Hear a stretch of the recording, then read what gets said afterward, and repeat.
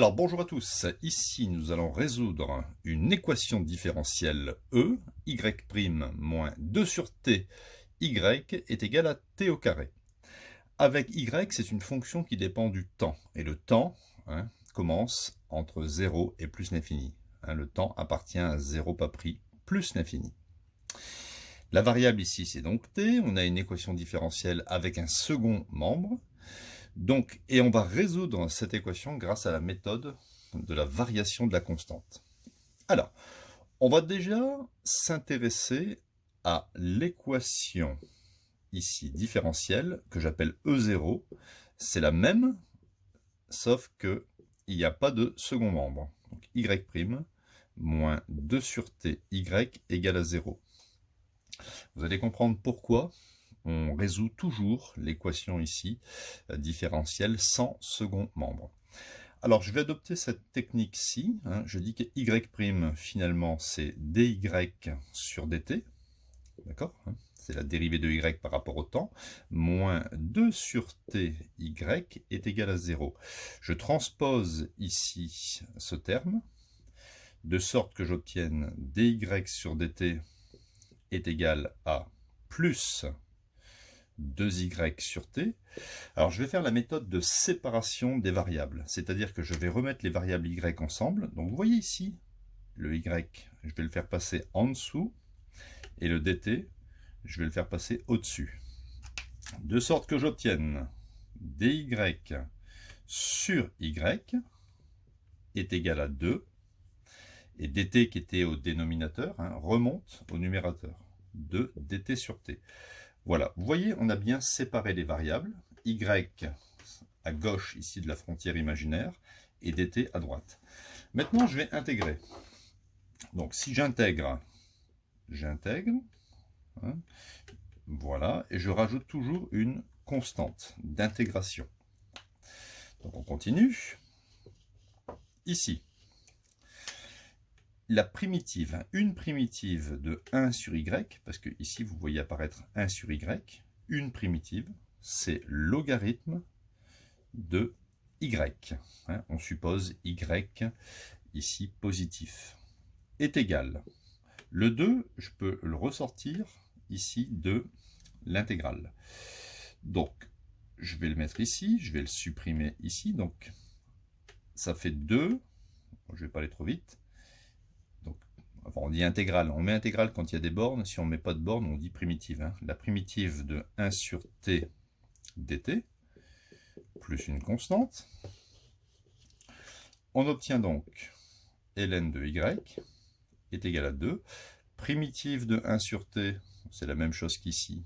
C'est logarithme de, normalement c'est valeur absolue de t, mais t est positif, donc je mets t, plus une constante. Premier réflexe, le 2 ici, je peux le faire passer en puissance.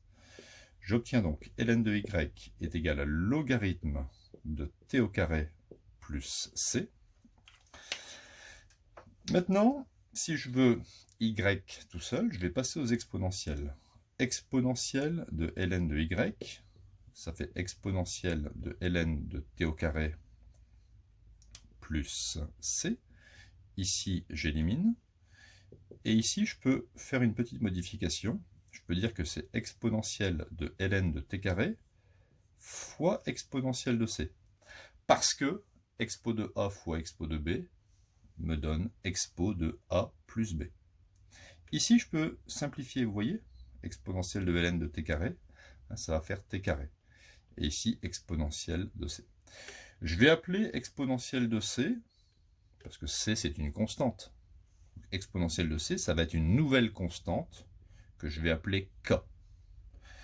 Et donc, j'ai obtenu y, ou si vous voulez y de t, puisque y c'est une fonction qui dépend de t, ça sera donc k fois t au carré, avec k appartenant à r. Donc voilà, j'ai déjà trouvé, je vais même mettre ici y0, parce que c'est la solution de l'équation sans second membre, E0. Nous devons maintenant rechercher une solution particulière de cette équation E. Comment trouver une solution particulière qui me permettent de dire que la dérivée de cette fonction moins 2 sur t fois la fonction est égale à t au carré. Alors, ce que je vais faire, c'est que je vais considérer des solutions particulières, y particulier, de la même forme que ce que j'ai obtenu pour l'équation homogène, sans second membre. Mais k ne sera plus une constante, si vous voulez, mais une fonction. On considère k comme une fonction. Voilà, c'est juste la même structure avec k comme une fonction. Et on y va. À partir du moment où yp est solution de E, on peut donc écrire que yp' moins 2 sur t multiplié par cette fonction yp doit absolument être égal à t au carré. Hein, c'est une condition. Alors on y va, on va dériver cette fonction. Là c'est u fois v, ok? Puisque k, n'oubliez pas, c'est une fonction maintenant. Hein.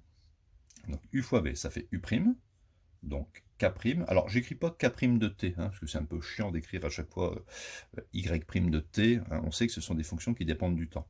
Donc u fois v, ça fait u' v, plus u, c'est-à-dire k, fois v', la dérivée de t carré, ça fait 2t, moins 2 sur t multiplié par cette fonction, c'est-à-dire kt carré, et tout ça, ça doit me donner t carré.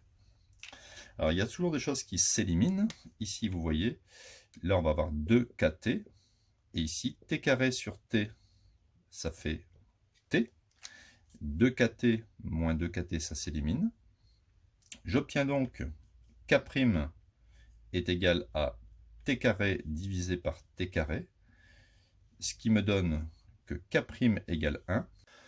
On peut donc faire une primitive ici pour trouver la valeur de cette fonction. Donc k ou k de t, hein, la fonction k de t, ça sera primitive de 1, ça sera t, plus une certaine constante que je vais appeler par exemple c, hein, avec ici c appartenant au réel. Donc voilà, j'ai trouvé la fonction k de t. Maintenant, je vais recopier la fonction k de t pour avoir accès à ma solution particulière de l'équation différentielle E. J'obtiens donc y particulier, va me donner t fois t, ça fait t au cube, plus c fois t carré. Voilà, la solution particulière de l'équation E avec C appartenant à R. Nous devons maintenant en déduire les solutions générales de l'équation différentielle E avec second membre. Alors, c'est quelque chose qu'il faut savoir. On va écrire comme ça.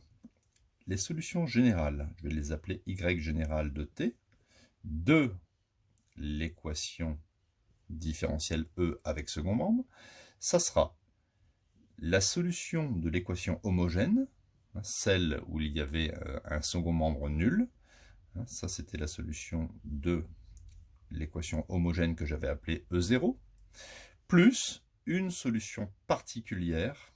Particulière de quelle équation? Ben de celle avec second membre.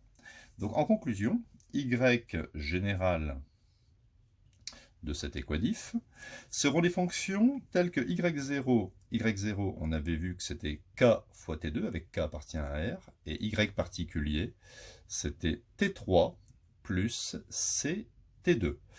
Je peux éventuellement ici factoriser par t2, donc alors je vais laisser t3, et je vais mettre t2 facteur de k plus c, mais k c'est une constante, et c c'est une constante, donc je peux appeler k', on ne va pas mettre k' parce qu'on va confondre. On peut appeler par exemple alpha, hein, cette nouvelle constante. Et donc, y générale, la solution générale de l'équation différentielle E, ça sera les fonctions t cube plus alpha t2, avec alpha appartenant à R. Voilà toutes les solutions générales. Si vous dérivez cette fonction et que vous allez soustraire 2 sur t multiplié par cette fonction, faites le calcul, vous obtiendrez t2. Alors, on peut s'amuser justement à faire ce petit calcul. On va juste faire une petite vérification. Donc si on fait y', alors ici je dérive, hein, donc ça fait 3t au carré, plus, alors la dérivée de t carré c'est 2t, donc ça fait plus 2t alpha. Je vais faire moins 2 sur t de cette fonction, c'est-à-dire de t3 plus alpha t2. Ça me donne 3t carré plus 2t alpha. Ici, je développe t cube sur t. On est d'accord que ça fait t carré. Ici, ça fait moins 2 alpha t carré sur t. T carré sur t, ça fait t. 2t alpha moins 2t alpha s'élimine. Il reste 3t carré moins 2t carré, ça fait bien 1t carré. On obtient bien t carré. Ça veut dire que la structure de ces solutions correspondent bien à des solutions de cette équation différentielle. On peut rajouter une petite question. Parmi toutes les solutions, parce qu'il en existe une infinité, on va trouver l'unique solution qui passe par le point de coordonnées 1, 2. Alors si la courbe passe par 1, 2, on peut dire que y général de 1, c'est un peu comme si vous dites f de 1 doit être égal à 2, on est d'accord. Donc y général de 1, f de 1, ça va me donner ici, je remplace t par 1, donc ça fait 1 au cube plus alpha fois 1 au carré, doit être égal à 2, ce qui me fait 1 plus alpha, et parce que 1 au carré ça fait 1, égale 2, je transpose le 1, et j'obtiens alpha égale 2 moins 1, ce qui fait 1. Donc la solution générale, je peux l'appeler par exemple y générale étoile, ça sera cette fonction-ci, mais avec bien sûr alpha égale 1. Si on se fixe une condition, comme ça c'est une condition, eh bien on va obtenir une fonction solution, et plus une infinité. On fixe la fonction. Si je me donne une autre condition, je voudrais que la fonction passe par le point T de coordonnées 0, 17, ben vous écrivez y général de 0 égale 17, et vous obtenez une autre solution, et vous l'appelez autrement. Vous pouvez l'appeler y1 de t, ou y triangle de t, enfin ce que vous voulez. Voilà, donc ça c'est un exercice complet qui vous montre un petit peu la méthode de la variation de la constante, où on recherche une solution particulière de l'équation différentielle E en prenant la même structure que la solution de l'équation homogène E0, mais en considérant la constante K non plus comme un réel, mais comme une fonction à déterminer.